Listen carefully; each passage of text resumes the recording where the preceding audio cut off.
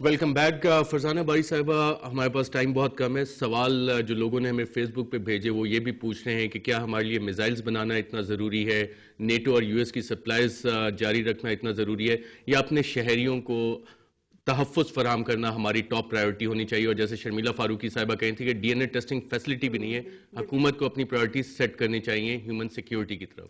آج تو دیکھ لیں کہ ہر طرح سے جو آج کا سٹیزن متاثر ہو رہا ہے یا جو اس کی جان کو جو خطرہ ہے وہ انٹرنل جو فورسز ہیں, جو انٹرنل خطرات ہیں.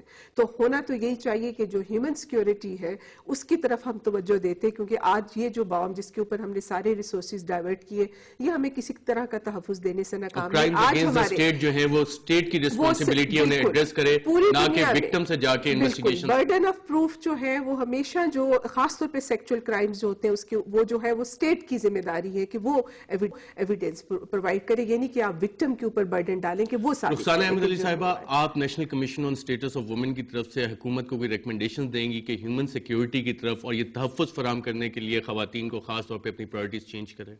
ارشد صاحب, میرا تعلق بلوچستان سے, میری خواہش یہ تھی کہ آپ بلوچستان کے حوالے سے مجھ سے آپ کچھ پوچھتے, لیکن پروگرام ختم ہو رہا ہے. میں بلوچستان کے حوالے سے کہوں گی حالات بہت ورس ہیں. میرے اپنے ہسبینڈ کو جو ہے وہ ٹارگٹ کلنگ میں مارا گیا. ان کا قصور یہ تھا کہ وہ شیعہ تھے. اب وہاں 8 اس کو جو ہے محرم کو جو ہے میری کمیونٹی کے 4 بندوں کو جو ہے باقاعدہ ٹارگٹ کلنگ کر کے مارا گیا. عاشورہ پہ تو سیکورٹی A1 تھی, وہ سارا ہیلی کاپٹر سے سرویلنس ہوا, سارے ملک میں اچھا تھا. لیکن بلوچستان کے حالات آپ کے سارے 3 صوبوں کے مقابلے میں جو ہے ہمارے بلوچستان کے حالات جو ہیں وہ ورس ہیں.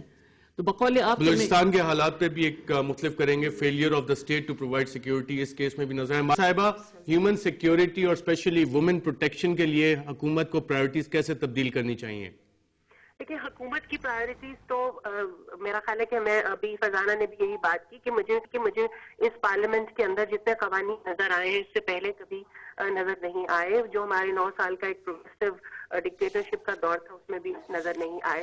لیکن اب جب قوانین بن چکے ہیں اس کے بعد جو نافذ کرنے والے اداروں کی ذمہ داریاں ہیں ان کو کون اوورسی کرے گا؟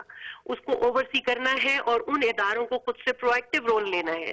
ایک فیصلہ یہ بھی ہوا تھا کہ جب ایسے وکٹمز کے ساتھ انویسٹیگیٹ کیا جائے گا تو خواتین پولیس اہلکار جو ہے وہ ان سے تفتیش کریں گی.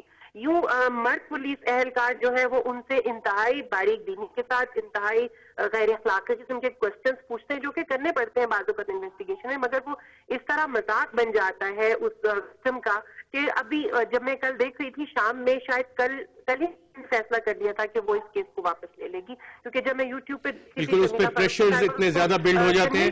شرمیلا فاروقی صاحبہ, اسٹیٹ کی ریسپانسبلٹی ہے, it's a crime against the state. کیا یہ والا گینگ ریپ کیس بھی مختارہ مائی اور ڈاکٹر شازیہ کی طرح عدالتوں میں چلتا رہے گا اور کلپریٹس شاید انصاف کے کٹہرے میں نہیں آ سکیں گے, یا آپ کو یہ ایشورنس دے سکتی ہیں؟ ارشد, میں اس وقت ایک چیز ضرور کہنا چاہوں گی اور وہ یہ ہے کہ میں نے آج تک ان کیسز میں عدالتوں سے انصاف کی کوئی توقع نہ رکھی ہے اور نہ آئندہ رکھوں گی. ہر دفعہ یہی خواہش ہوتی ہے اور کوشش ہوتی ہے کہ ایسے تمام کیسز جو ہیں وہ اینٹی ٹیررسٹ کورٹ میں چلائے جائیں. لیکن جہاں پر ہم لے بھی جاتے ہیں, ایک بیبی ثنا کا کیس میں لے گئی تھی اینٹی ٹیررسٹ کورٹ میں, لیکن انفارچونیٹلی اس میں سے بھی ایک کلپریٹ کو سندھ ہائی کورٹ نے بری کر دیا.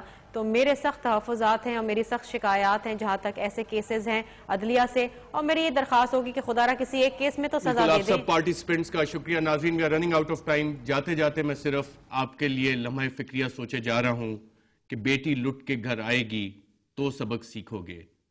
آپ ہمیں اپنا فیڈ بیک بھیج سکتے ہیں reporter@dawnnews.tv پہ. اجازت دیجیے, اللہ حافظ.